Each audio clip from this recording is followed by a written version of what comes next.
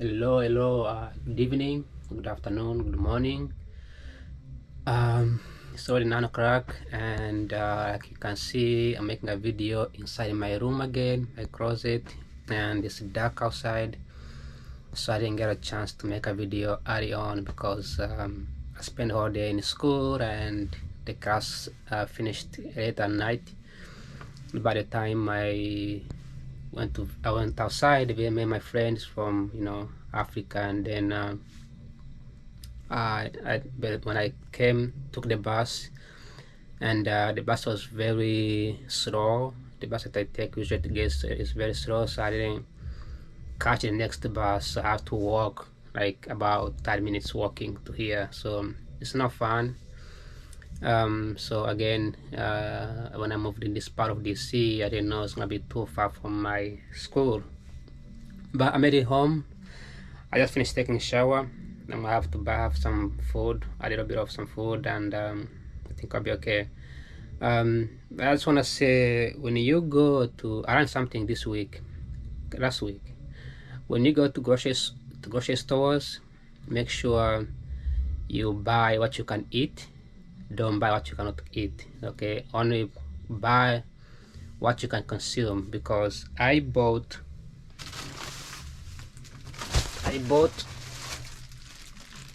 two breads here, so two beautiful breads. Each, as you can see, I don't know if you can see, each they're all like really terrible, and you cannot eat them. So I came home today, and I was hungry. I didn't buy sandwich, I didn't buy anything, so I came home and I just checked my bread to have some sandwich, and the bread is like bad, so I throw everything away. Each costs like $2, so don't buy too much stuff. Only buy one bread, and that's it. One, it should be enough. Don't buy too many, especially if you're single, because you're gonna have lots of food wasted. I also had like milk as well. This one I just checked the fridge, and it's also smelling, some throw away as well. This is why it's very difficult to shop around, because you buy something, you wanna eat it, and after that you kinda get some breakfast, to get some food to the friends, neighbor, conference, then after like 4 weeks that food is expired, you are throw away, and it's not fun. But anyways, just a little bit of financial advice: don't buy food that you cannot consume, especially if you live in a city and you don't have much time to consume all the food that you're buying. Anyway, so today's video is going to be about countries. It's going to be based on what I learned today, because I believe that my class is today's class is the most hardest class, but also the most interesting class.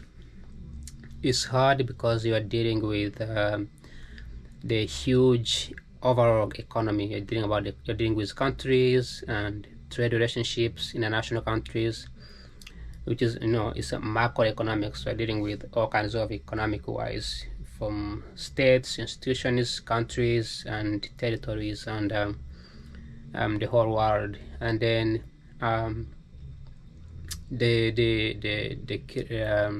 it's interesting because you are learning about other countries, like today we discussed about China versus the US, Hungary versus France. Why do some countries seem to be richer, other countries seem to be poor? And then you have all these sort of model and the formulas, Douglas, Cobb Douglas, that gets to be some models that gets to be used to analyze the economics trends, GDP, and etc. And I've been talking about this for the past few months, discussing how policies, investments, and can motivate or increase the output. And one of my interesting things I'm going to be learning about this particular class is the AI, and how like countries like China has invested so much in AI. US is still leading in AI production, but China has focused more on supporting and injecting investments into the small startup companies, small ideas, small research, innovations, and that has driven the huge output, making China the most productive countries in the world. And so my interest is in like trying to understand how, especially in countries like in Africa, because I haven't touched on Africa for a while, but Africa is a continent that we are all eyeing on to. They have the most poorest countries, but the most youngest population. And then they, all these populations, they are educated, they have education, they have, the knowledge, the skills, and then the land is resourceful. They have natural resources, everything they need, but there is no development, and what could be the issue, what could be the problem, and so it kind of sort of explains what kind of trying to see the policies, the governments, the people. Is it the education? Is it the innovation?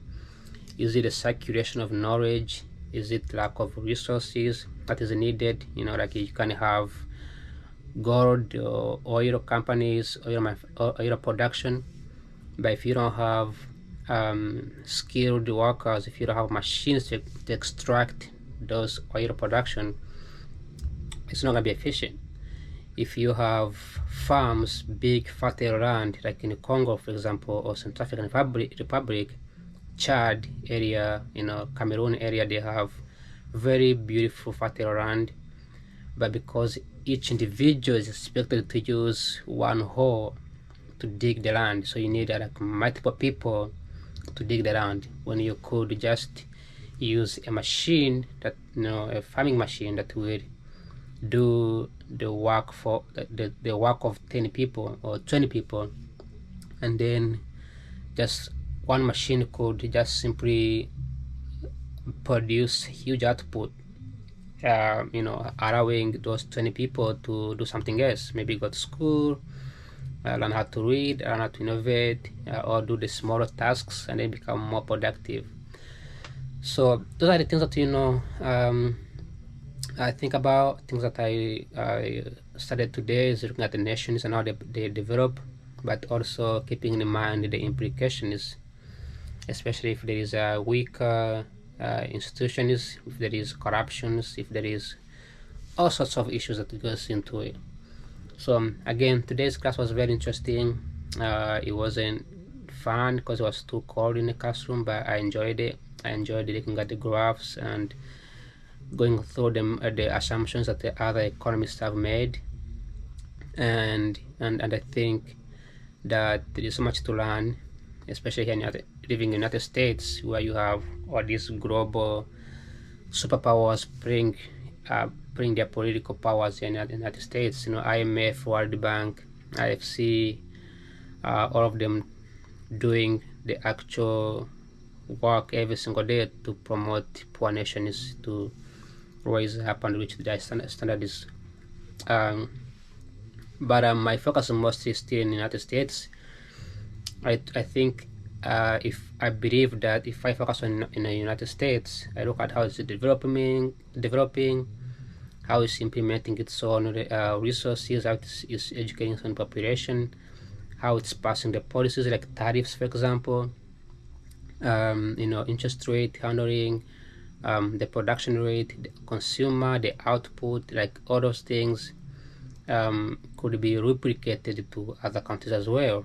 Of course, holding everything else constant, assuming that people in Africa or in any other nation like India, they will be able to adapt, the policies will change. So holding everything constant by learning about the United States, I believe that we can duplicate those things to other countries. But that is very challenging. But when we learn about economics of other nations, and there is a lot of assumptions that we make that are not totally true. But yeah, so that was today's class. Yeah, that's the view of summary about what I learned today. Nothing was new. I took the same thing in class in my undergrad, looking at the labor market, looking at the labor cost or labor capital, looking at the investments and the output, the production, and I know the cast goes further and further to look into other things like advanced micro and microeconomics and looking into more like streamlined data. There was an assumption that in 2008 Uganda was going to develop faster than United States by 2050. But how true is that? Because when you make this model and assumptions, it doesn't really align with the reality. So, but from this model that we run, SOAR model and all these other economic theories that countries like United States might invest more and more and more money, but at some point there's a certain level that they can reach and they cannot invest anymore. So the output starts to go down, because when you invest something, you need to get a return in the profit, right? Meanwhile, China is investing more, but because before China was behind the United States, now China is investing more, and every single investment they make, there's a huge output that's coming out. So, and of course, there are other implications like income and wages that raise the prices. But United States has been seen to be falling behind. I've been saying this all the time. The country has been falling behind. There is more innovation here in the United States, but people don't adapt to it. There's been more and more research. The government has been investing in more and more research from 1950s, since World War II. US has been investing in research. It has been investing in in this technology. Even right now, US is investing in AI, right? And previous administration here in the United States invested in things like electric vehicles, right? Solar panels and those things. But then a new administration came in and they just took the policy off, right? And that kind of pushes back the innovation. So you have a bunch of research that are being made, which takes about 6 years, and then a new president comes in and defunds those other programs. Then they have to go do like another new research again, which doesn't really help US develop. So there's this pushback. So who knows? I personally don't know. Nobody knows in the future. I've spoken to people, they don't know the implications of this push and back and forth. But we cannot stop investing. We have to keep investing. That's the thing that we agree on. Because there is no output, because there is a lack of production, Americans are becoming less and less productive. We can just roll out and say we just stop investing. We just keep investing and keep putting more money and see what's gonna come out. So as far as I know, Trump has been incentivizing other companies from overseas to come here. He's been incentivizing corporations like CEOs. I talked about this, I think, Saturday. CEOs and all these Google, Facebook, Apple, to come and build in the United States. Again, what are they getting out of it, right? The government needs to put more money into even more money, hoping that there's going to be an output. But the result is very marginal. The margin is very small. Meanwhile, small investments that gets put into China in a community, it puts out much more output, because China already has cheap labor.